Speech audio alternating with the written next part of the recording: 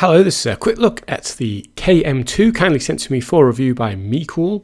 When you open the box, you get the getting started instructions, the little box, which interestingly is white rather than black, the power cable, HDMI cable, and a very cool remote control. This is powered by some AAA batteries, which are not included.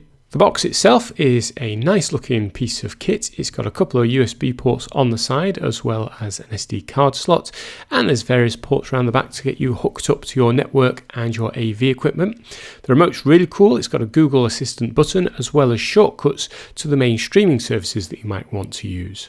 The box has some great hardware in it. Here's the stats for those of you that like to geek out about this kind of stuff, and it's very lightweight and compact.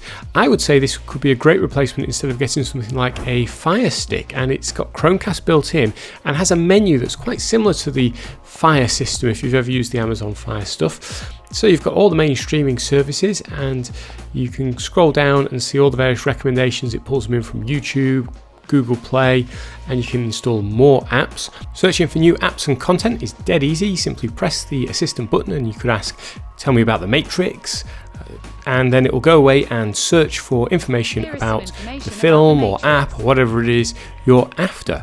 The remote works really well. Love the quick buttons to get to Netflix and all the other streaming services, and they all work flawlessly. All I needed to do was sign into my account and off I went. If you'd like some other streaming services that aren't there by default, such as Disney Plus, just head over to the App Store and you'll find a huge range there, including a good range of games. If you decide to install one that needs a controller, it will prompt you to have a gamepad to hand. I've been using a USB gamepad, and I have to say this box performs really well. The games run silky smooth, which makes this both a streaming device and a nice little console. There's some good free games as well as ones that you can purchase.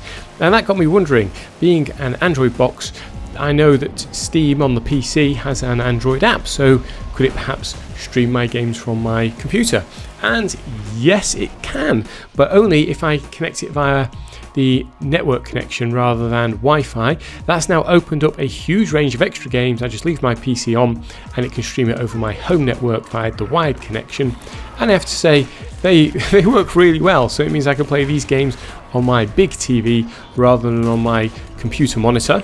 This is a really solid Android box. It's a good alternative to things like the Amazon Fire range. It's got a lot of great features, and I really like the remote with the shortcut buttons. That's similar to my TV and just makes using it much simpler.